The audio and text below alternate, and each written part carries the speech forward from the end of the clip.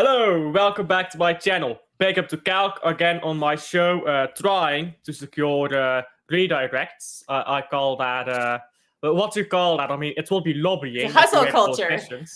There you go. Hustling. Beautiful. Hustle culture. We're hustling. RODRI is not. He went off injured. He will apparently be back after the international break. So that's good, I suppose. But Kelkster wanted to go on a rant about that. So I'll just let her start with that. Yeah, this is Whining Wednesday after all. And we're finally back to Wednesdays because thanks a lot, Champions League, for messing that up. So anyways, okay. So yeah, RODRI injured again. Who is managing this player? Because I don't think the manager is. I don't think the team is managing him very well. I get that little injuries are easy to pick up, but they're not easy to pick up if you're not in the situation to be picking them up. What happened at the Club World Cup? We shoved RODRI into every single game. It was 4 games and 13 days. And what happened in the last game? Oh, he got injured. And he had to miss the beginning of the season because of that. So he unfortunately he missed that stretch of the season where we had 1 game a week, which I think is what we should be playing him at right now. Just the 1 game a week. Just play him in the Premier League. Don't play him in the other competitions. Then we immediately shove him back in. And lo and behold, we have 3 games in 7. The entire fan base said, don't play him at Napoli. Okay, maybe not the entire fan base, but there was definitely a loud minority of us saying, don't play him against Napoli. Pep played him against Napoli. And then he played him against Arsenal. And then what happened? Oh, he has pain in his knee. So that's twice it's happened. Then Pep has a press conference saying like, yeah, RODRI shouldn't be playing this many games. If only somebody was there to not play him in every single game. So then what happens? He plays him twice in a row, and in the second game, he gets injured. What is the common denominator here? Playing him in a lot of games back to back. Like, he's just not ready for that. I think it's very clear. We have a lot of evidence now. All 3 times he's done it, something has happened. So I get it. He's the best player in the world. He makes our team function like nobody else. Like, go rewatch that game and see how dramatically different we look. Just the Brentford game. Like, this is also not me slagging off Nico G, but look how different we look with RODRI on the pitch. Like, it is composed. The buildup looks so much better. So I get the temptation from the manager, but I'd personally rather get RODRI ready to play 90 minutes once a week than to see him like keep getting taken off and keep getting injured and keep having setbacks. Because at some point it's going to turn into something bigger, and we don't need that. We need to be getting him ready. And yeah, healing is not linear. I get it. Jurrien Timber had a great recovery, but Jurrien Timber is like 8 years younger than him. So, look at what they did with Van Dijk, because Van Dijk had the exact same injury at the exact same age. See, try to emulate that kind of comeback. I know he struggled a lot too. His form was poor. I don't remember if he had the nagging injuries, but some people are just lucky with that. Some people just don't get those injuries. People but if it keeps happening, it's a pattern, and somebody has to stop it. People do have different bodies, though. The way Van Dijk recovers isn't going to be the same as how RODRI recovers. I was very annoyed when RODRI got injured because, first of all, I don't think he should have played against Monaco. I said that in my preview. I didn't think he needed to play. I didn't mind too much because I thought, okay, it's international break coming up. We'll be fine. And we were not fine. But I think it's pointless to play him against Monaco, who we somehow drew, but that's besides the point. Excuse me. I think before the game, because hindsight is easy, right? But before the game, I think most people, or at least a lot of people, did not think we would have needed RODRI to beat Monaco. So, okay, we drew them with RODRI. Hindsight is 2020. I think it was just a waste of his breath to that game. Then he plays against Brentford and he picks up an injury. Now, you are going to have injuries with he did an ACL. He's going to pick up muscle injuries, whether that's with his hamstring, as it is in this case, or somewhere else. Anywhere on that right leg, he's going to pick up injuries. But we can minimize the amount of injuries he picks up. And we can make sure that he doesn't pick them up in, I believe, 20 minutes against Brentford. Yeah, I mean, that's not very long to be on a pitch and pick up an injury. I feel like that's the thing where I'm like, yeah, we kind of invited this upon ourselves. At the same time, it's not that big of a deal, luckily. And We just don't need to play RODRI every game. He doesn't need to play every game. There are games where we can win without RODRI. So play without RODRI. We beat Brentford without RODRI. So there's one game that we didn't need RODRI to win. We beat Burnley, we beat Huddersfield, Yeah. like just manage him, like, because my biggest fear is that he's not ready to play against Liverpool and Newcastle, and those are two massive games. So I'd say if you're gonna play him every game, just make it be in one tournament. Like, I think one game a week is probably the way to go at this rate. Just for now, not forever, but like do that for a couple of weeks. Like just play in the Premier League. Play the Everton games. Do that. Yeah, and then play Aston Liverpool. Once we've played Liverpool and Newcastle and those tough games are out of the way, and we've got an easy run coming after that, then you can start playing RODRI more, because if he picks up an injury 10, he's not going to miss the Liverpool game.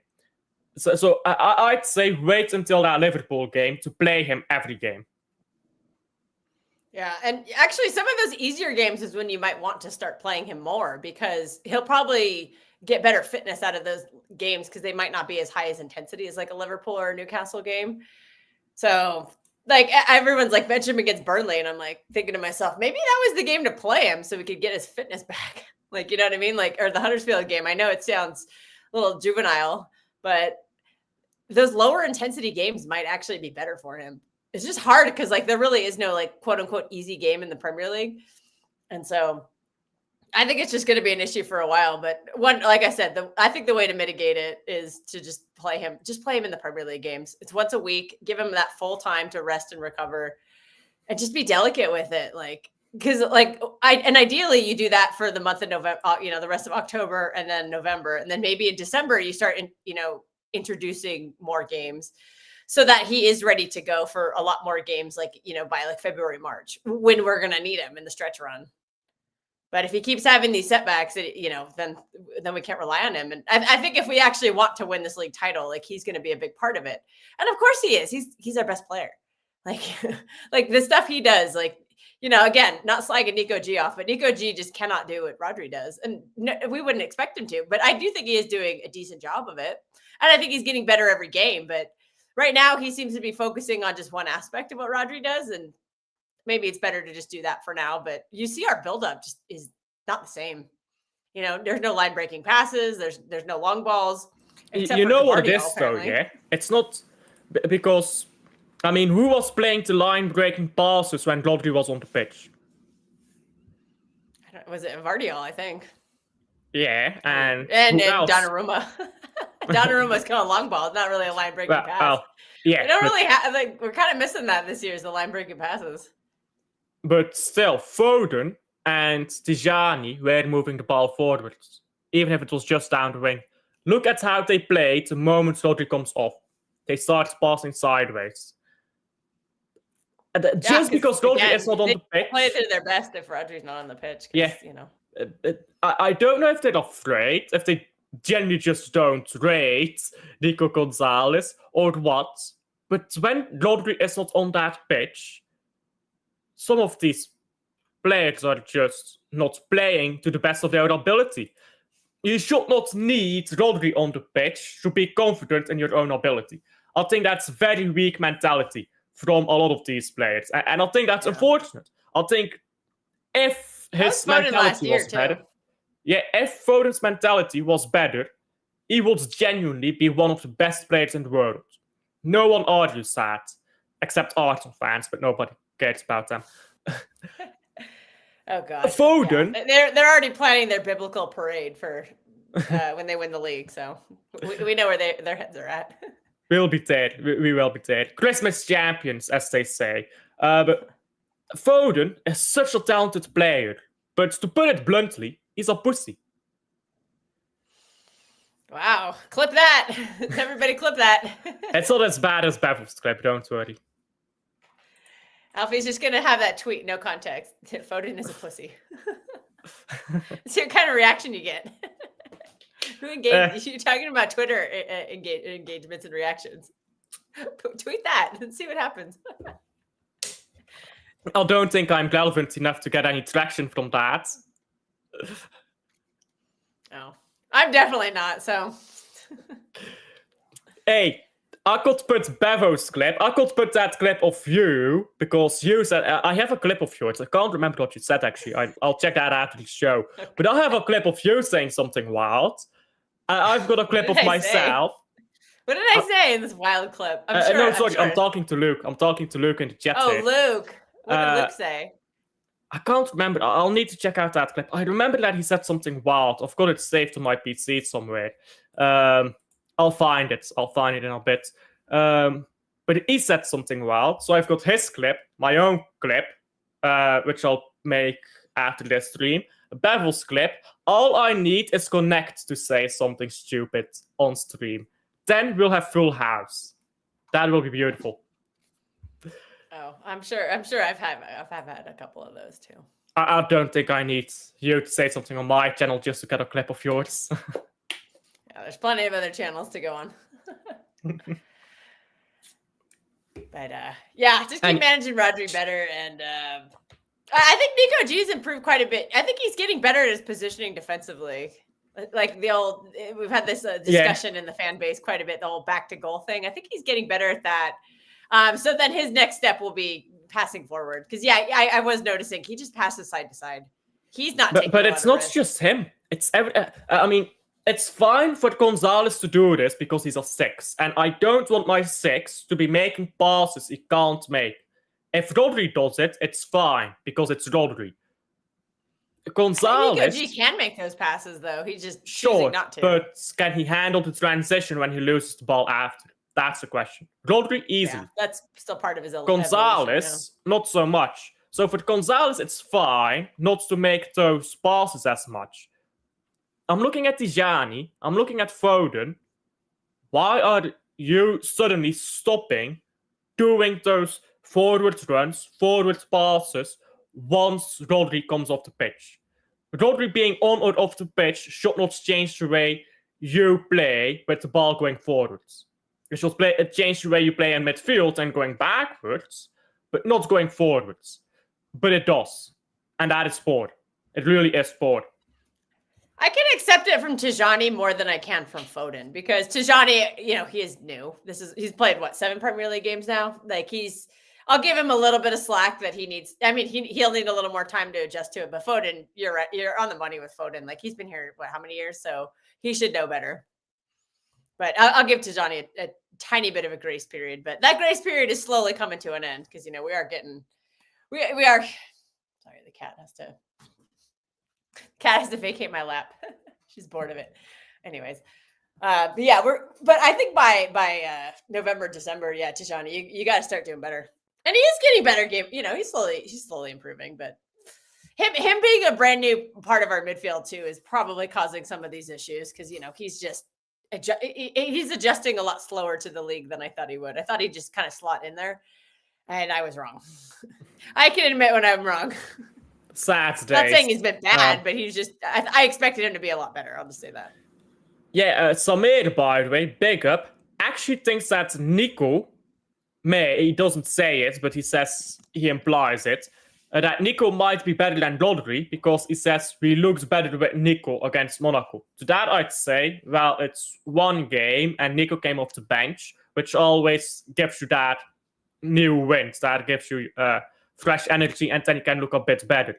So I don't think that Nico is better for that reason. I mean, when you take a player off the bench, even if it works in the starting player, that energy they're going to give is going to make you play better. Yeah, they're most fresher. of the times. And they're going against tired legs too. Yeah, exactly. So I don't think there's much of an argument, to be honest, whether Rodri or Nico is better at the moment. Even if Rodri is at 60%, he's better than Nico, in my opinion. Yeah, it's because of the going forward stuff. But I think Nico just made tremendous strides with his defense. And like last year, I was getting a little nervous with him, even though I wanted him to play just because he, actually had legs and nobody else on our team had legs. He's looked so much better. So I don't feel as shaky when he comes on. Like, because I think defensively he'll do his job. It's just the going forward stuff, but we'll give him time to learn that, because we do forget it's a brand new position for him, and I think a 6 under Pep Guardiola is probably the hardest position in the entire sport. So, he's been doing it like 6 months, if that. So we'll give him a chance. Even RODRI, who was a ready-made 6, like he played 6 in Spain for how many years? Like he's been a 6 for his whole, like growing up. He struggled with it under Pep. Like you said, he was ploddery and he was slow and his positioning was all over the place and he wasn't good, but he got better. So I'll give Nico G some slack. I'll give him all of this season, and I'll even give him next season too to get better too, because I just think it's such a hard position to learn, and he is improving. So give him credit for that. Yeah, but I mean, this is also the other part where I have problems with, though, because it's all well and fine for Nico G to be improving, for Tijani to be adapting to the league, we don't have a right back, so I'm not going to make that argument. For us to not have a right back for 1 season. For I don't know, for Foden to adjust back to coming back from injury, I suppose. For our Doku, Bob, and Savio to all be adjusting and to give them time. But that's 7 players. That is 7 players in a squad that we're giving time. Yeah, well, it's a scouting issue and a signing issue, and that's why we're inconsistent. Because when most of your team is kind of new and adjusting and young and all this stuff, you're gonna have problems. Also, we're missing some big players too. Yeah, absolutely. And then you have other players like Lewis and Nunez, who are just blatantly not good enough. Not even about giving time, just blatantly not good enough.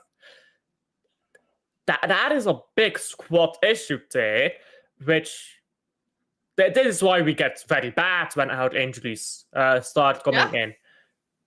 We just don't have a good squad. We really don't have a good squad. Is my connection okay? I feel like I paused a few times. I saw myself pause. You might see that yourself, but you don't pause on my screen usually. Okay, good. Just let me know, and if I have to leave and come back, I will. Because I was just like, wait a second. If you pause, I'll tell you. Don't worry. As long as you can see me, long as you can see me clearly, it means you're fine. Okay, but the preview is very bugged, I know. All right, good to know. Yeah, also, and you're starting to see the inconsistencies come out, because remember Doku had the really hot couple of games, and then he didn't look so good against Monaco, and I don't think he made much of an impact against Brentford either, and he got dropped inexplicitly for no reason. So he's getting back to being inconsistent, and the winger. I think the wingers as a whole is just a problem because of how inexperienced all of them are. I mean, Doku's had the best flashes, but again, he's despite that great little purple patch he had for a couple of weeks, he's terrible to start the season, and he's kind of declining again. Savinho, I don't even know what to say about that. I think he's just lacking fitness right now. And then Oscar Bob is doing his best, but he's not a winger. I'd like to see him get a run in midfield at some point, but I don't know if he'll be able to. Yeah, with Turkey coming back, let's Oscar Bob play the 10 at some point. Probably not. Way too early. Maybe play Oscar Bob at the 10 at Swansea. That's about the only game you can try it out. I'd give it a shot.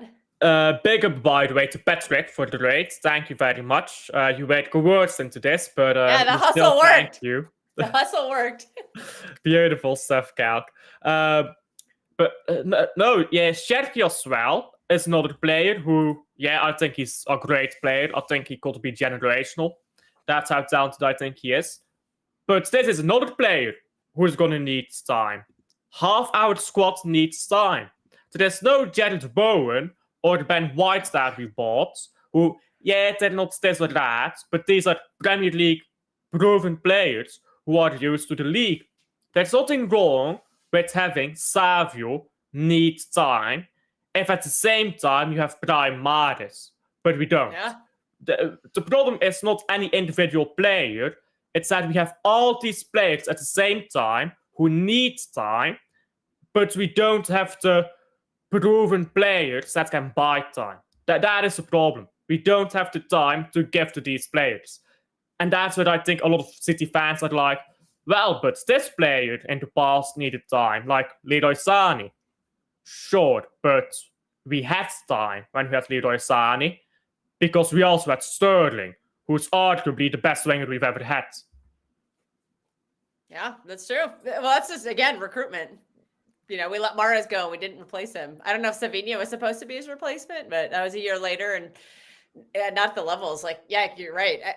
People sneer at the Jared Bowen thing, but yeah, he would be a really good depth piece. Like, he's not going to be your starter, but he would be really valuable to have to pass those lessons on to some of these players. And I would I would even be tempted to test Arsenal's resolve in January, see if they would loan us Ben White.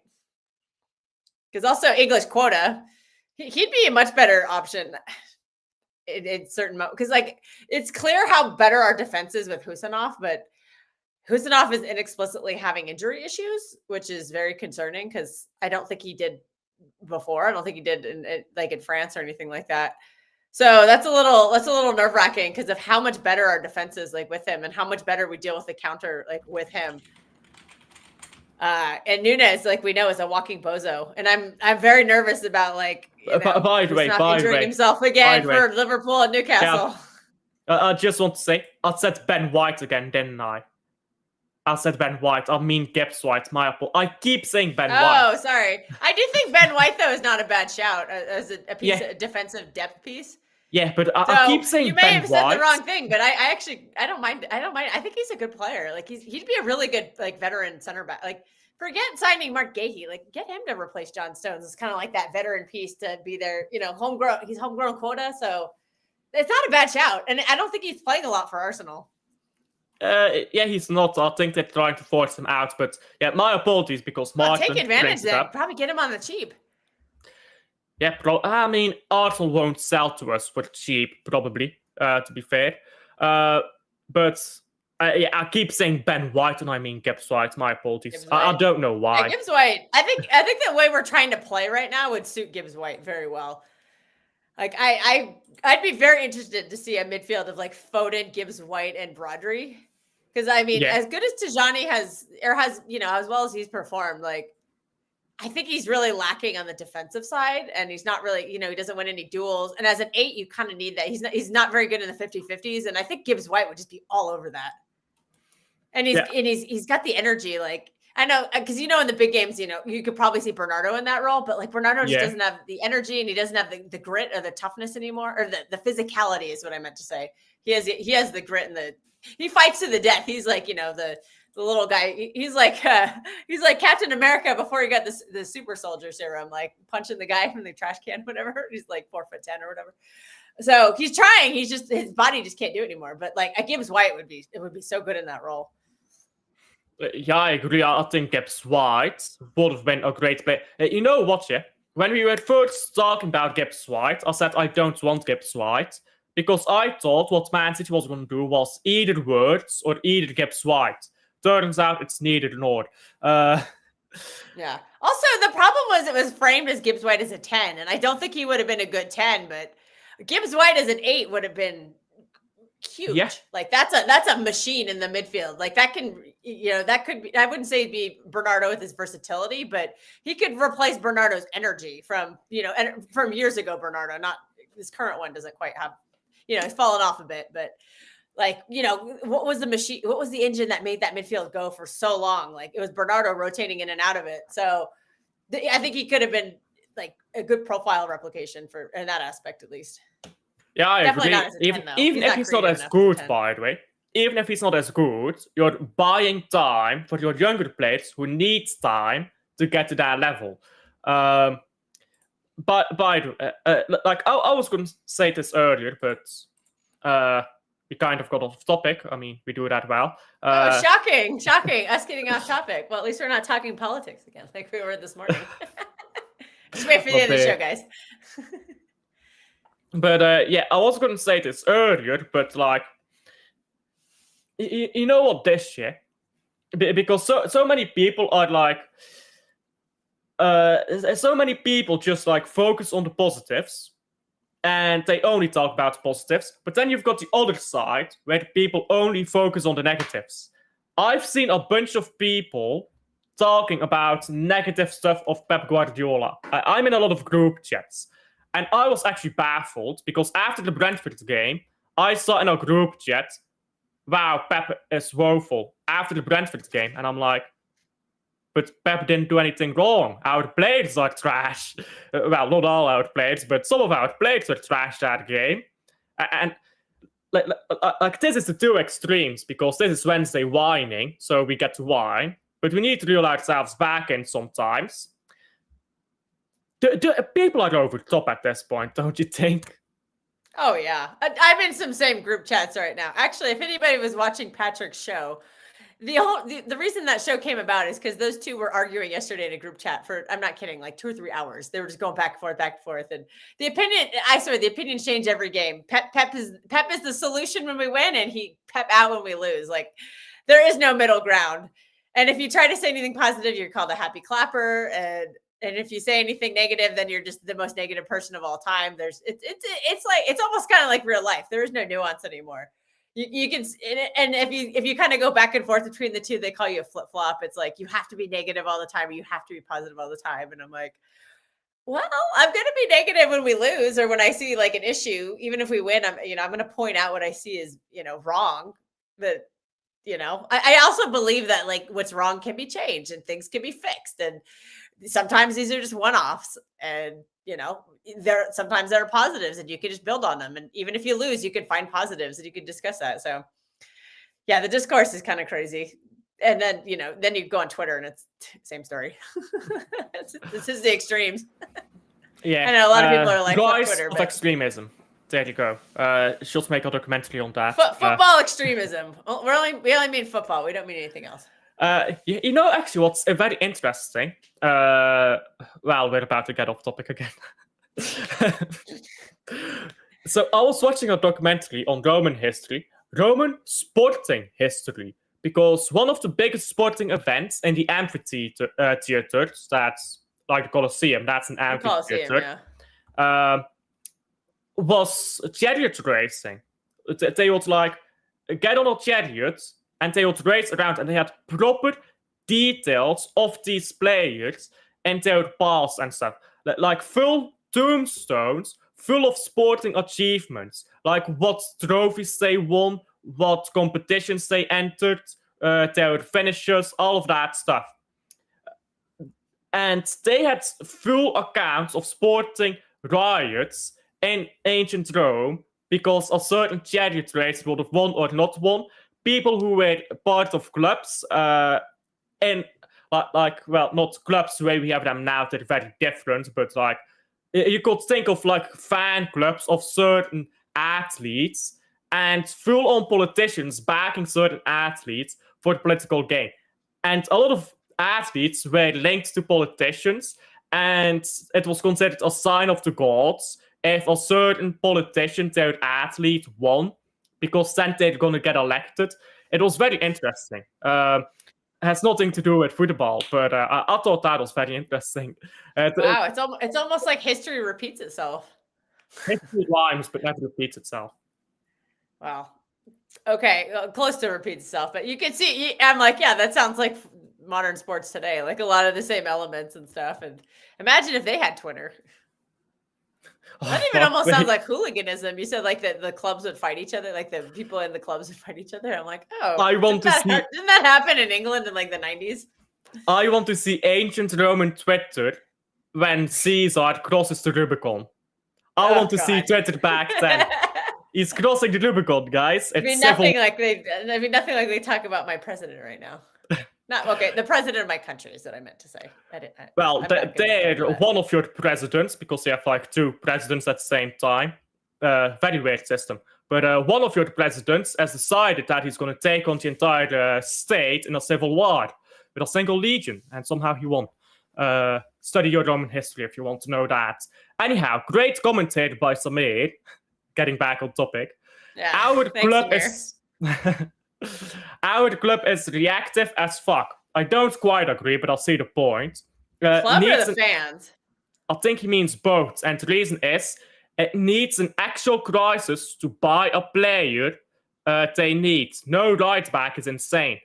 And then after that, maybe that nature of the club also fuels the reactive nature of the fan base. But I don't fully agree with a reactive club, but I think we can be.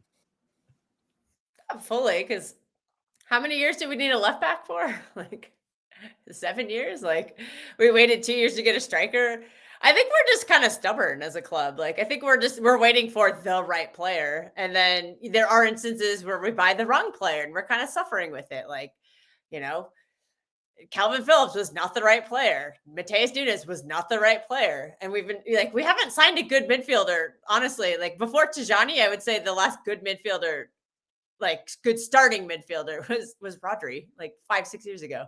I'll caveat that by saying Kovacic is a nice depth piece, but I don't think we ever envisioned him on being our starting 8 for how many years. Like, I think as a backup, that's a very good signing. But outside of that, it's just been nothing but crap. But you know, at the same time, we had prime Gundogan, we had prime KDB, we had prime Bernardo Silva in the midfield. We had Foden coming up and developing into like a player of the season. So there wasn't really any room to buy anyone. And then it's always trying to buy the depth pieces, and then those just haven't turned out. So. But then at the I do same think time, Tijani will come good.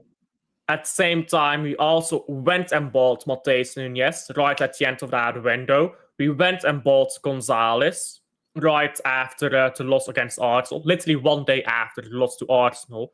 We triggered that. I think that's when it got finalized. I do not think that deal came together in 24 hours or 12 hours or whatever. I think those deals take a I think we were working on it and it just took forever because but if deals take forever. Any deal that is announced, that has been done for hours at the minimum. But like some deals are announced 2 months after they're done. Take out Nuri, by the way. That's a deal that was almost, not completely, but almost done, I believe in December or January. Yeah, it was. There was no news about that until June. But that deal was almost done in November of the previous year. So apparently it was done in January. They mistimed some of the paperwork. They didn't fax it in time or something. And they missed the deadline. I'm like, what?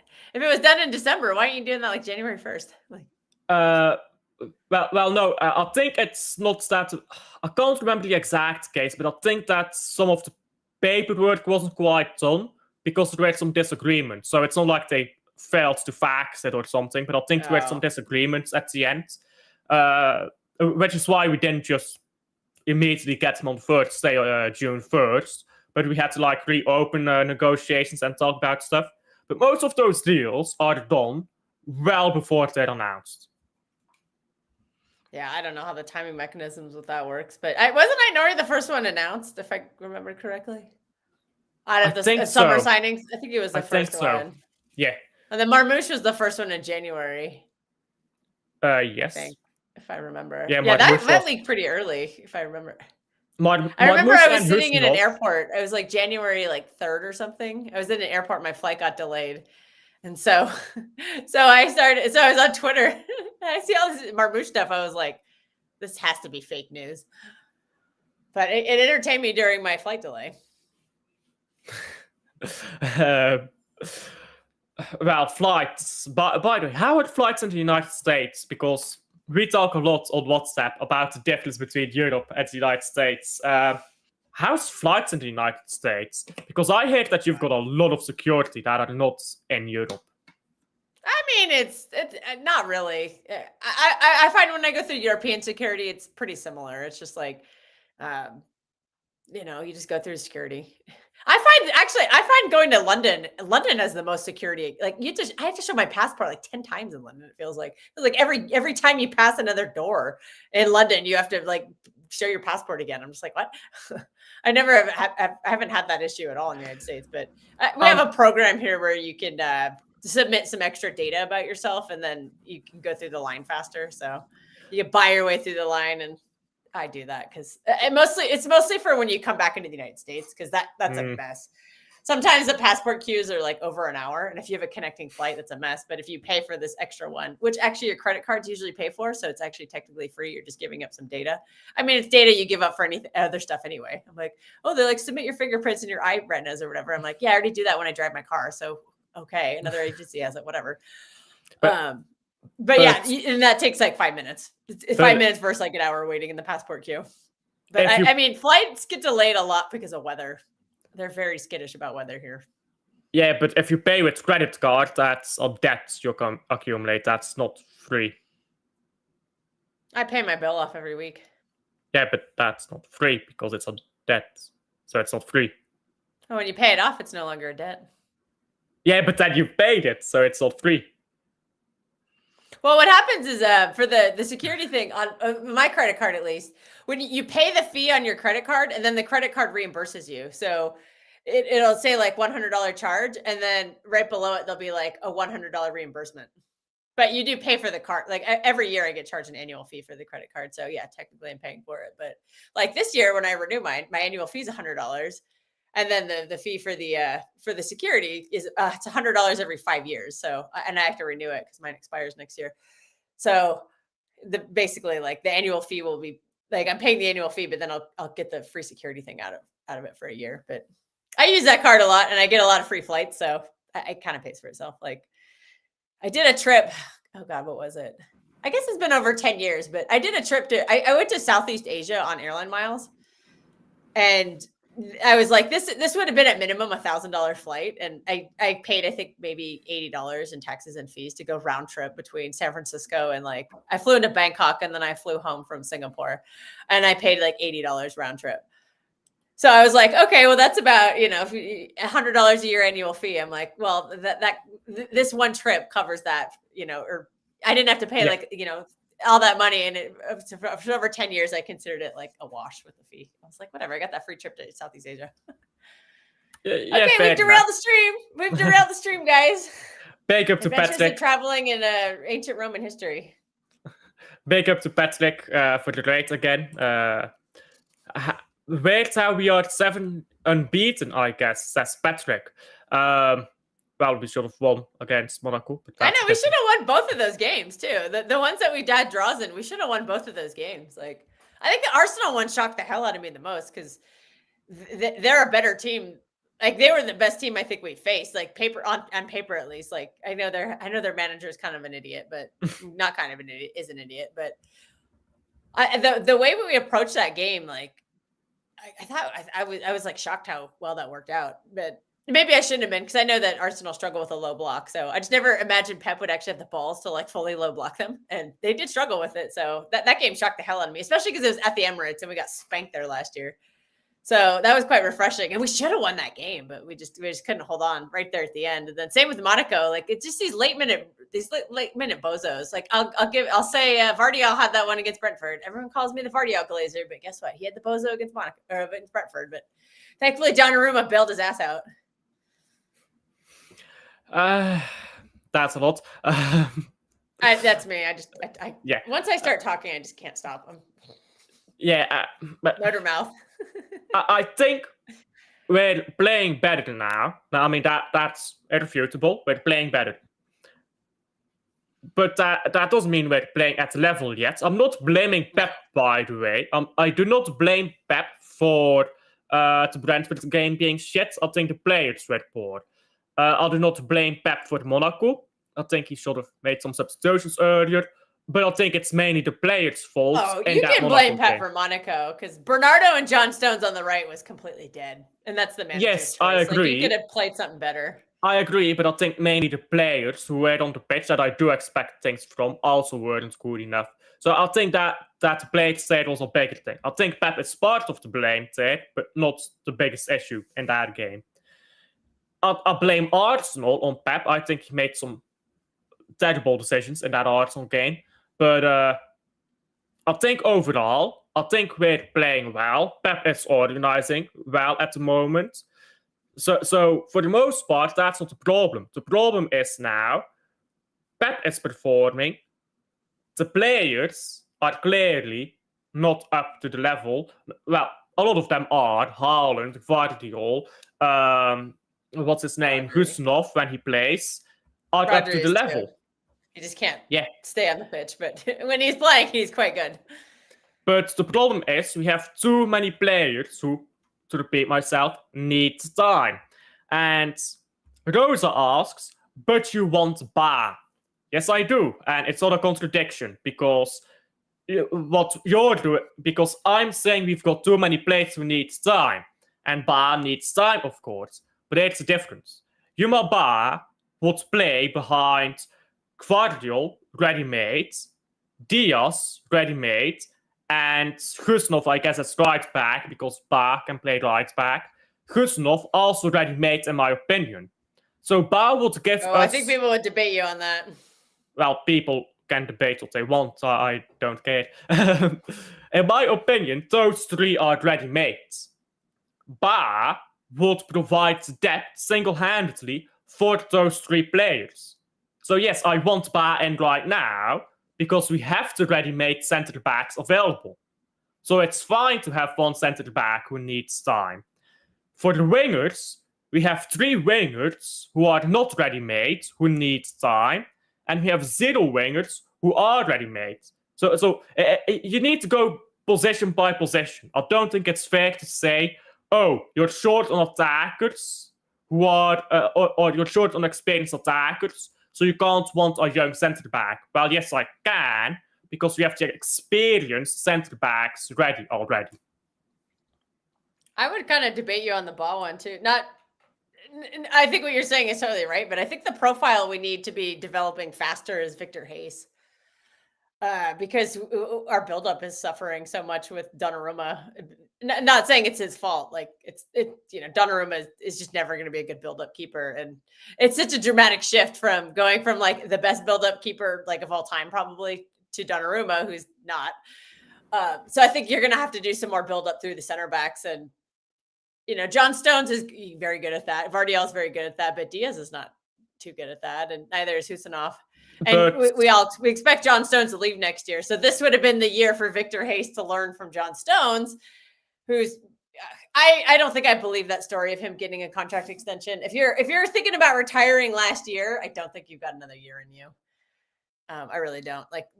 And I don't think I want somebody with that mentality on our team anyway, because we're trying to win things. And if this guy's like halfway, oh, should I retire? Should I not? It's like, nah, you got to go. And his contract expires in the year, so let him go. But it would have been nice to have him develop Victor Hayes this year. I think next year I would say just go for it and develop Victor Hayes and Ba at the same time. Because I think by next year I'll say, yeah, Kusanov's ready. If I still think he still needs his time, but that's what this year for him. This year is him getting up to speed. So by the end of the year, I expect him to be ready to start games, and I'm not going to worry when it comes into games type thing. Sure. My only worry right now with him, honestly, is just his injury. I think that's just like bad luck, to be honest. I don't think it's going to be anything systematic. I hope, at least. To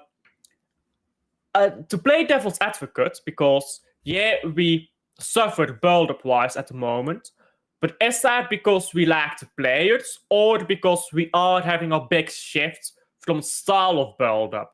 We're going to a more direct way of build-up rather than pass the ball 20 million times. So is the issue the players we have, or is it time to adapt to the new system? I think it's both. And I also think the manager is still figuring this out, because you can tell the manager still wants to do the passing and he wants to do the possession. And we don't have the players for that right now. I'm sorry, we just don't. If you want the best out of Phil Foden and Tijani Reinders and when he plays Kovacic, players like that, you have to go more direct, because they're just better at that. Jeremy Doku would thrive in that, and Erling Haaland does too. Erling Haaland cooks in those situations. But we're still trying to play possession ball, but we don't have any elite passers, or not even passers, but just recycle possession and keep it and do that kind of stuff, except for Bernardo, who doesn't have the legs to do it regularly. Maybe that's why his minutes are being managed. So it's like we have the players to do it, and it has to change. Obviously, you can't build up, like you said, you can't build up like you did with Ederson, because that's basically a midfielder in the goalpost.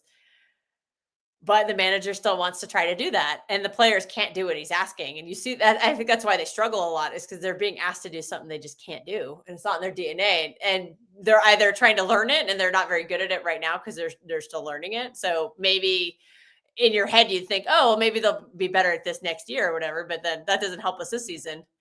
But then the manager seems hesitant to try to play to more player strengths with the directness. It's like, because he has his philosophy, and I don't think he's ever going to change that philosophy. Is like he wants, keep the ball, possession, move it, But we could be doing that same thing, but doing it in a different way. We just haven't really seen it yet. Like, because I guess in spurts, you see us like hold the ball, but we're playing the passes faster, and then we stop doing that, and that's why it's just a mess. Because like when we're playing faster, we seem to play a lot better. And then in the second half of games, we keep playing slower, and that's when all the trouble comes. So I think it's also, it's only 10 games into the season in all comps. It is, I mean, just the Donnarumma part in general is a huge culture shock. So I think it's just going to take time. Hopefully we see it more towards the end of the season and we can go on the run again, but I don't know. I just don't know, You know why I bring it up, though? Because I'm going to say it's more so the culture change and how we build up than the players we have available, which means Yuma Ba right now will be a better fit because I think he's a better player at the moment. And I think he just has more potential as well. So that's why I asked that question initially. Yeah, ignore that French tweet that said he's been shit all season. He has not been. I've watched him a couple of games. I think he's fine. I'm not saying he's like the best defender of all time, but like he's not terrible. I've watched one game of his this season. He was good. I've watched a lot of games last season. He was unreal, like actually unreal. And by the way, when he started at Lens, the first 10 games, I was seeing tweets is trash. After that, he's the best defender in Liga, apparently. So we will be there when that repeats itself. But again, another player who will need time. The French tweet said that he was one of the worst defenders in Liga, and I was like, no. I've watched like a couple of was it a PSG account? No, it's a City guy. The one who got all the Turkey news, right? I think it was him. Oos or something? I don't remember his name. I don't know who you're talking about, to be honest, but I'll just assume they're toxic and negative. There we go. There you go. But by the way, big 50-50 on that one. Actually, I'll read some mates' comments first. Wouldn't Elliot Anderson be better? I'll let you answer. I'm just going to admit I have not paid a lot of attention to him. I know he's the flavor of the month. Whenever I watch Forest, I've only kind of focused on Gibbs White. I haven't really noticed Anderson, so I'm not qualified to answer that question. Yeah, I just looked up how old Anderson is. He is 22. I've barely watched this guy. I've watched Forest, but I've not watched this guy, if you know what I mean. I'm going to try to do that. Yeah, once the break comes back. They've just been playing in a lot of, they're either playing at the same time as City or they're doing a lot of early kickoffs, and I can't watch the early kickoffs. They're too early in the morning for me. It's 4:30 in the morning at my time, and I can only do that for Man City. I'm not getting up at 4:30 for any other team. Even when it's a big game, I'm not doing it. But my problem is with Elliot Anderson. He would be a player that needs time on top of 7 other players who need time, on top of 2 players who are simply not good enough anymore, on top of Bernardo Silva, who's old and can't play week in, week out 90 minutes. He's not good enough anymore, yeah. On top of RODRI, who's coming back from an ACL, on top of Foden, who's coming back from serious personal issues. Is that 13 players who are either coming back from issues or need time to develop or are just not good enough? It's okay to have 2 players. Anybody ready to go. It's okay. Who's ready to go? It's like, at this point, you just have to count the 1 2 are. It's like Erling Haaland is fine. Donnarumma, I don't even know because he's still adjusting, but he's adjusting pretty well. That's more the style of play and build up is not. There's nothing he's gonna do to get better at that because that's just his skill set, And we bought him to be a shot stopper. We didn't buy him to kick the ball. Gvardiol and Diaz are fine. Don't really worry too much about that. Maybe Gvardiol a tiny bit just because he's was playing left back for more of his time at City. That now he's a center back and he's looking better. He's still having a few bozo moments, but yeah, I guess you say he's ready to go. Who else? I don't know who else. No one Because else. Calvin now if has I'm being question marks honest. because he's coming back from injury. Bernardo's too old. Oh God, I don't even know. That's what I mean. Yeah, we have 3 players out of like our whole squad that I would say I have confidence in, ready to go right now. I'd add Husanov and I'd Nuri there.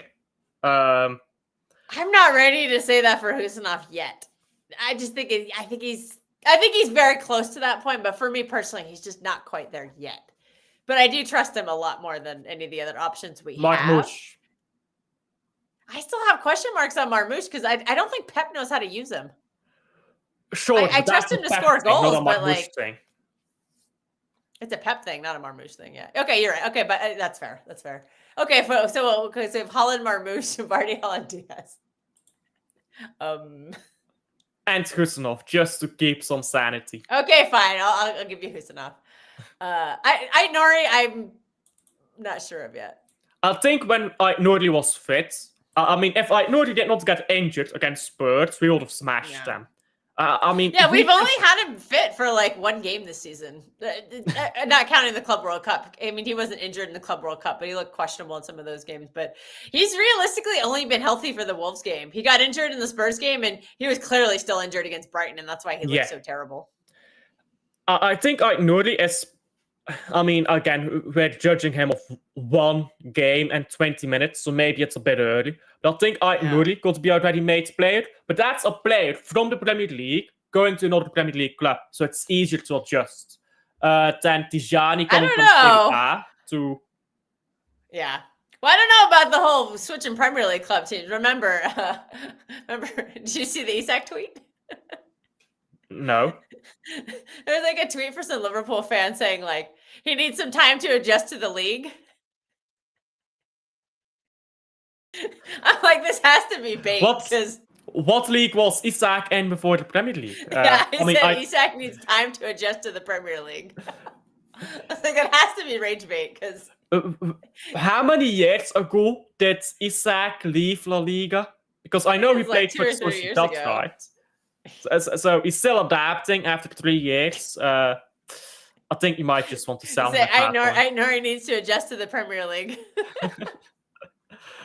A bit, but it is easier to adapt when you go from a Premier League club to a different Premier League club than going from a Serie A team to a Prem team, or from a Ligue 1 team to a Premier League or team. Bundesliga.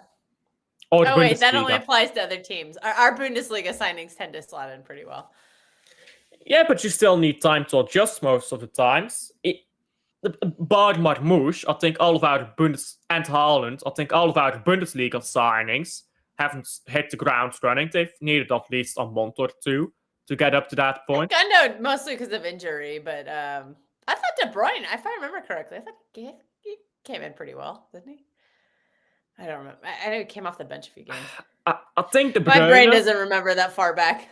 I think De Bruyne came in very well, but the problem is here with De Bruyne. When he came in, that is before we went Centurion. That is before we went to win the treble. That is before Pep. We did a 4th beat. Before Pep. So I think the standards were different. But it's difficult to look back at a player when he first came in and say he hit the ground running, when we as a club were just fundamentally different at the time, because we looked at players on a subconscious level differently. So, yeah, I think that's just difficult to say. Another one who hit the ground running was Diaz. So maybe... Who had the bigger impact, Haaland or Diaz? Like Diaz, just Haaland. Okay, come on. I don't know, Diaz, dude. Our defense was a disaster before Diaz showed up. So maybe Portuguese league is the straight shot into the Premier League. It's all fine. It's all good. Gonzalez. Ederson had a pretty good. He had a pretty good transition from Portugal to. His first month was woeful. Do you remember that They Everton picked it up game? after that. Do you remember that I'm Everton misremembering game? something. So, do you remember that Everton game? Wayne Rooney scored. That was literally straight at the ball came straight at him. I think he moved away. I genuinely think he should have just stood still and he would have had the ball. All right, I'm misremembering. I'm misremembering on Ederson. My bad. But Forgive me. But yeah, no, I think. I mean, Ederson was always an inconsistent goalkeeper. To be fair, I think in the treble season, sure, at the latter end, he was great, but he started poorly. So I think the problem is here when it comes to Ederson is he was never a consistent goalkeeper, in my opinion. He had great moments and months, but he had very poor months as well, I think. He was never really consistent, in my opinion. That's why we got a shot stopper. Thank God. Let's talk about let's glaze him for a minute because we know somebody in our fan base who still doesn't like him. I'm not naming any names, but no, I think I underestimated his impact on our team. Like we look so much stronger defensively, and you can tell the defenders don't look like they're walking on eggshells anymore. Like I'm sure Yasko would not like to have made that bozo, but I'm sure he felt better about it knowing that Donnarumma was there to clean up his mess.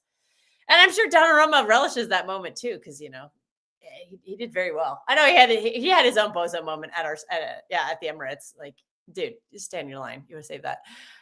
But I think the defenders they can defend again and feel happy about it and not feel so scared that if they make a mistake, it's going to be a goal.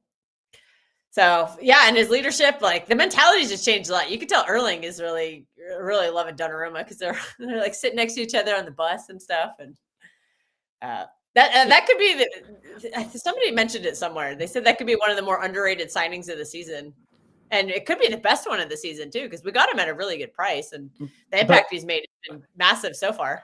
How is it an underrated signing? Who is not absolutely Nobody's talking about it. They're talking about Florian Wirtz, and they're talking about Isak, and they're talking about Ekitike, and they're talking about Rangers, and they're talking about Gyökeres. They're not talking about Donnarumma. But that's because everyone just realizes that's the best goalkeeper in the world. That's nothing to talk about.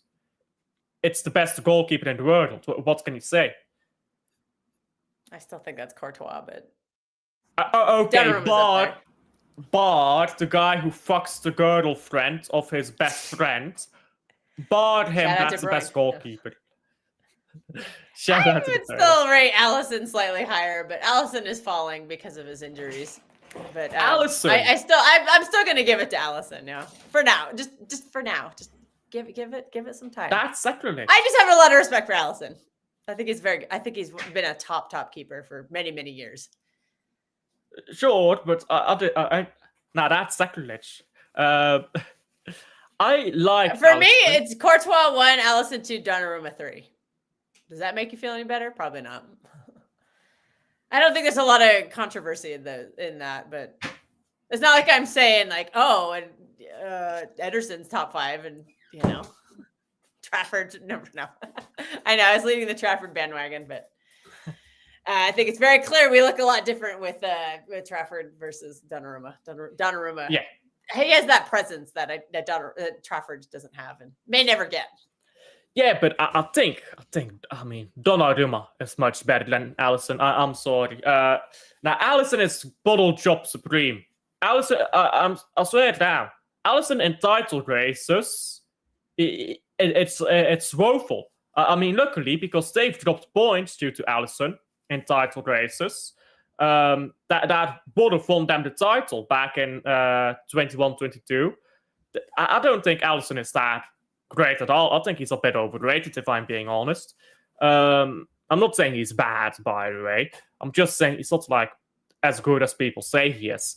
But Wirtz, by the way, that guy gets a lot of conversation for a completely different reason. Oh, geez. They're making up stats to justify his performance, how poor they've been. They're like, oh, well, he's great at this obscure stat that we're just going to make up. And I'm like, what? What is this? He's the best I've never heard of that in my life. What is this? He's the best runner in the Champions League. He's got the most distance covered. He's got the most recovery runs. He's like, bro, this guy costs you the price of a booing. He should be doing more than just running. Yeah, the media coverage that Liverpool are getting is not good. It's just too much. It's over the top. Like they're just, they're a team in transition. No, you're not. You won the title last season, and then you broke the British transfer record twice. You're not in transition. Get out of here. Unless you're saying that Darwin Núñez is such a big loss that you're in a team in transition. Like what? Maybe. Well. I'd say their biggest loss has been Trent because their buildup looks terrible without him. Speaking of, you think our buildup is bad. Ooh, they look boring. And they have way more potent weapons than we do available right now.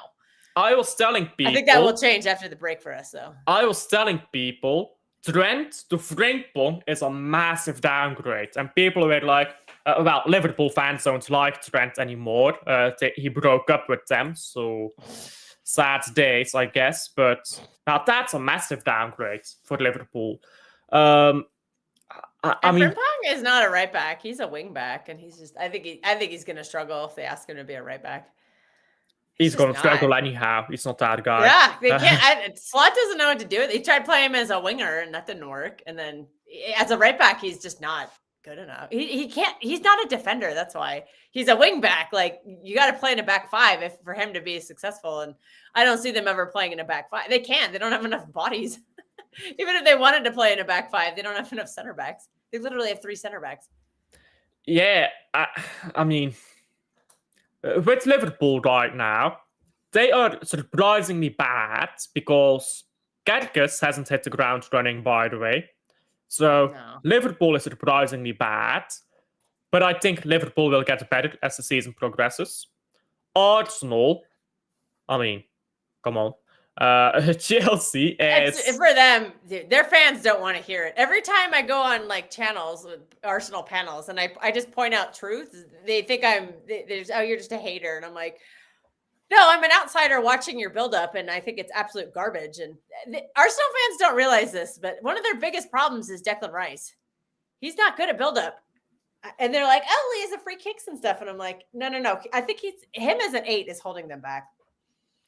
They also are not they're underestimating the loss of or when they added Gyökeres as the striker, they just thought he would fix everything. And they don't realize the reason they were building so many chances last year is because they had, when Kai Havertz dropped deep into a false 9-ish into the midfield, that gave them the overloads to create more chances.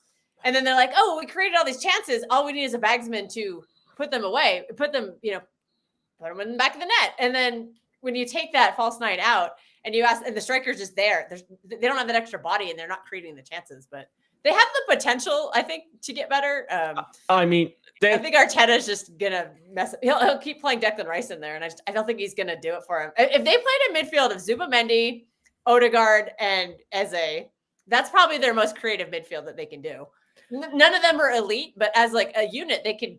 Zubimendi can get the ball forward elegantly. Odegaard, I know he's not a passer, but he can get that ball forward too. He's done it for multiple years. And then you give it to Eze to do the final part because Odegaard's issue he could get the ball forward, he just couldn't get the right pass in at the right time. That's why his assist numbers are so low. But if he can just get the ball to Eze could do that part for them. So, but they're just going to keep screwing it up because they're going to keep playing Declan Rice there. And I don't think So hey, we love it. We love it. We want them to keep intentionally hurting themselves. If I was Declan Rice is an enforcer. He's not a passer. Yeah. If I was Arteta, I'd play Calafiori, Saliba, Gabriel, and I'd put on right back Ben White because I actually think he's their best right back. You'd bench Timber? Oh wow. I think Timber's been great. Yeah, he's been great to start off the season, but that doesn't mean you're better yet. I think he's just on a purple patch. I mean, if he continues to be great, fair enough, then Timber. But at the moment, I'd still say Ben White. Then I'd put in midfield. I'm not wearing him white.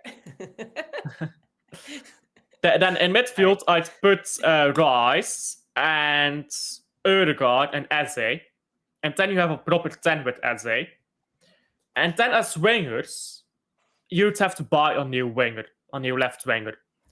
you still need a right winger as well, because Saka, Sven but- Saka isn't available. So you're lacking Oh, I got at Madueke. least 2 wingers.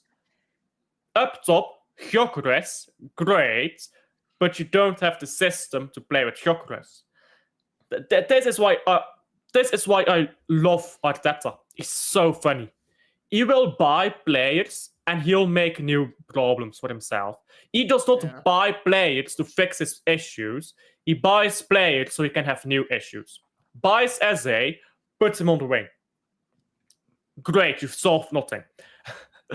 Buys Gyökeres, doesn't provide the midfield required for the striker system. Great, you've solved nothing. He buys players, but he doesn't solve anything when he buys those players. It's a masterclass and a lot to do about nothing. It's a masterclass, honestly. It needs to be studied. What also needs to be studied is Chelsea beating Liverpool, but for the rest of the year, they're trash. You know what? Some teams just love to perform against the big teams, and then they fade. I think Chelsea is that team this year. Yeah, they're going to be very inconsistent. But that was a big win for them against Liverpool. I was watching that game, and it was, you could tell Liverpool are having a lot of problems. And they even went back to the old reliable. They went back to they benched all their new signings except for Isak, and they benched Wirtz, they benched Ekitike. I think they had to play Kirkez, but they benched Frimpong, and they're playing Sabazlai there in some game. Wait, now what did they do? I don't even remember what they did because I thought Sabazlai was in the midfield.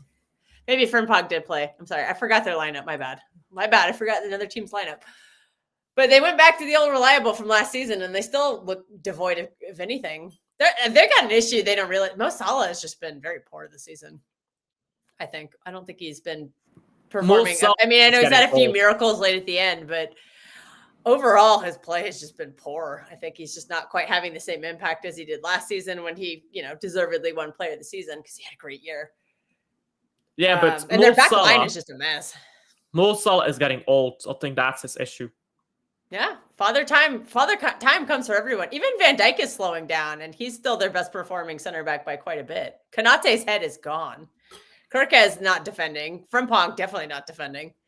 And now they've lost their get out of jail free card for a couple of weeks in Allison, and so that's gonna hurt them. Like he cleans up a lot of messes. That's probably why I think so highly of him is he does clean up a lot of messes.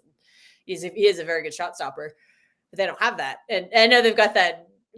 I can't say his name, the Georgian guy, but is he Margmadashvili, I believe it's pronounced. Yeah, something. Georgia, great country. Everyone should go. Very cheap. Go now while it's cheap because it's going to get expensive soon. But no, it's so we'll see what they do. But they have a lot of issues up front. I think the striker thing is going to become a problem too because Ekitike is too good to be benched, and honestly, Ekitike has fit in more than Isak has. I know Isak is lacking a lot of match fitness, but at some point, like that's going to just become a problem in the dressing room. Not everyone has like the patience, and you could tell. Imagine, if you listen to Ekitike's interview, he's like, "I want to be the guy." Like he's not happy being on a bench. Imagine though, Isak flops, Wirtz flops, Grealish was a flop. The 3 most expensive signings in Premier League history could be flops. No, Jack has fallen down the list because there's a bunch more. Enzo's more expensive than Jack. Is Enzo Declan Rice is more expensive than Jack, and so is Caicedo. Caicedo world class, says Rosa. Yeah, Caicedo. He bossed that game against Liverpool. He was great. Nah, he's not world class. Come on. No, he had a good game, but he can become world class. For me, I don't use that word very lightly. How old is Caicedo? I think he's 20. Stop. I think he's 23, 24. He's pretty young, but he definitely has the tools to become a world-class player. He had a world-class performance, I would say, against Liverpool. He's a very, very good player. He's very improved. I get into this debate a lot with a Chelsea fan. He's like, this guy's better than RODRI. And I was like, pause. No, he's not. But maybe right now he is, but that's literally only because RODRI is not fit. Fit RODRI destroys him. Like maybe Caicedo is a bit more of a bruiser, but like he's not getting those kind of passing, and he's not a tempo setter. Yeah, bigger by the way to the nameless one. Arsenal are copying City's formation with the 3-8. Foden, Tijani, now Arsenal playing Eze and Ødegaard. I mean, even if they copy it, which I don't know, I don't watch Arsenal enough right now, but even if they copy it, they don't have the same profile of team, so it won't work. Also, those players aren't as good. They're flat out just not as good. Like Eze is not better than Foden, and he never will be. And Odegaard is not as good as Tijani. Tijani is way more talented. Yeah, I agree. I mean, I don't think Arsenal is winning anything. I mean, their manager is just allergic to trophies, so not happening. I can see them possibly winning a cup. Nah. I think their style, if they're going to be set piece FC and low blocking, like that you can shithouse your way to like an FA Cup or something. Yeah, but they throw it away. Every year they throw the FA Cup away. It's too important. They said, "Oh, we're thinking of the Champions League." I'm like, I don't know. They got pretty far in the Champions League last year, so I don't know. If they get a good run, if you get a good draw, you never know. But yeah, but hopefully they'll get somebody like really tough in the first draw. But this year they won't do as well in Champions League because last year half of Europe was struggling. This year Madrid is looking back to its best. Napoli is looking very good. They lost to us, but still. You've got Barcelona, who's still Barcelona. PSG Bayern Munich are pretty good. Yeah, Bayern München are looking very good now. Last year they weren't. All these teams, which last year were struggling, are now much better in shape. So I don't think that Arsenal will enjoy as much in the Champions League as they, because Arsenal, you know what thing is, yeah? Everyone else improved and Arsenal stood still. Arsenal was standing still while everyone else improved. So now everyone's caught up to Arsenal again. So they're just a joke of a club. Fuck them, to be honest. Well, I think they have one thing going for them. That defense they have is elite. And you can't deny it. I think they've given up 2 goals the entire season. And that's going to keep them in a lot of Champions League games. Like, that defense. Sure, but when you're in the Champions League, playing against Barcelona, your defense can be elite as it wants. If your midfield is bad, and if your attack is woeful, you're not going to be able to hang on. I guess we'll see. I haven't watched them in the Champions League yet. I don't think they've really played anyone, but I think that if I was a Chelsea fan, I might be nervous about your defensive record being threatened this year. The 16 goals allowed in a season. That's how 15. Highly I do. Like, or is it 15? Yeah. I just think that Arsenal's defense, I give them credit in that department. Not only is it incredibly good, it's incredibly deep. Like that Mosquera guy, like everybody missed out on him. That guy looks like he's very talented, and Yuri and Timber is very good. It's just depth after depth after depth for their, Gabriel and Saliba is probably the best partnership in the game right now. So I do think their defense is going to keep them in a lot of things, but again, it's just I think you're totally right about going forward. I think they're just going to struggle. I'm not sure striker was what they needed. I really don't, especially Gyökeres. I'm not buying the hype on him at all. He's no-showed in every big game this year. He no-showed at the Emirates against us. He no-showed at Newcastle. He no-showed against Liverpool. He no-showed against United, who aren't even a good team. I don't believe the hype in that guy at all. And like I said, I think Arteta's stupid enough to not play like I said, I told you what I think their best midfield is. I don't think Arteta's going to play that very much. And I agree. I think Declan Rice, Declan Rice is a great defensive player, but I don't think he's very good going forward. And they'll just be like, oh, set pieces and free kicks and blah, blah, blah. So if you're in a tight Champions League game, low block and free and like set pieces, like if that's your chance, you might shithouse a trophy that way, but I don't see Arsenal have conceded, by the way, 3 goals in 7 games. If you do 7 multiplied by 5.426, that is 38 amount of games in a Premier League season. 3 multiplied by 5.426 is 16, approximately. So if they're going at their current pace, they'll concede more goals. Plus, they'll probably get a bamming here or there or a high-scoring game where they concede 2 or 3. So I don't think they're getting anywhere near that, to be honest. I hope not, because then their fans will. You see what's going around right now on Twitter is they're like, oh, the Invincibles is the best, and then there's some City fans saying like, nah, Centurions is way better. So they're bringing up the Invincibles card, and it's like, cool story, bro. Leverkusen did that like a season ago. No one cares. Yeah, I agree.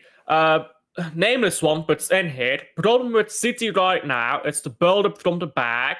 We have no outlets, so we have to go long, and it is becoming a problem because teams are pressing us high. I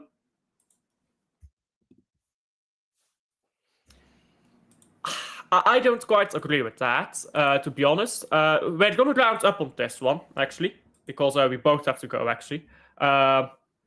Oh, it's not just me. Okay, good. I have to start working in like 10 minutes, so. Yeah.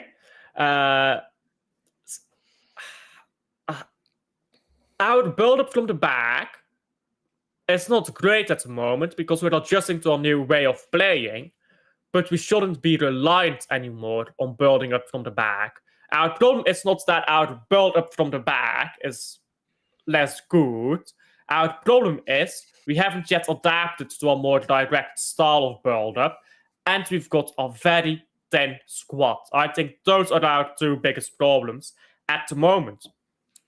If I look at that, though, those are problems that we can fix, or at least cope with, until the end of the season. So we can at least cope with that until the summer. Liverpool, Arsenal, Chelsea all have big problems that need to be fixed by January, probably, or they could take themselves out of a title race. You know how we won the league title in 2021, even though we weren't that good? It was that big run at the end of the season, wasn't it? Because that was the year we were like in 8th place in like November or something, wasn't it? Yeah, but we weren't never good that. We were never that good that season. I think we did like 15 games unbeaten, which, yeah, it's great. When was the year we won 18 in a row or something? Wasn't that 21-22? Was that 18-19 maybe? I don't remember. No, that was the Centurion season. I don't know. But Centurion was 17-18. Yeah. Probably won 18 in a row that game too. You got to win all those games to get to 100 points. Again, yeah. Unreal. I think we went like 20 games unbeaten in the Centurion season, something ridiculous like that. Yeah, it was insane. And that's just league games. Crazy season to watch. Yeah.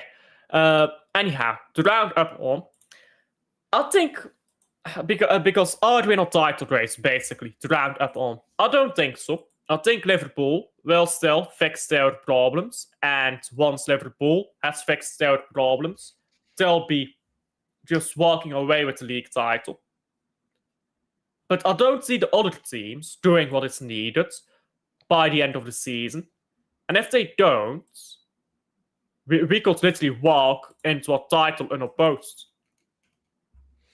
I think we're in the race, but I'm not saying that we're favorites to win it at all. I think we can, but a lot of things have to go right for us. Like I think RODRI really has to find his fitness and keep it too. It's not just finding it; he has to not get injured further. That's going to be a big part of it. And I do think I got to what you were saying that like some of our players aren't good enough. I do think they're going to. I think some of these new players are going to get better as the season progresses. Like I expect Tijani Reinders to be at a much higher level. And then maybe he can do what the managers ask him to do a lot better later in the season when it matters. It's just taking him time. But I think, he just has to keep playing and work through it.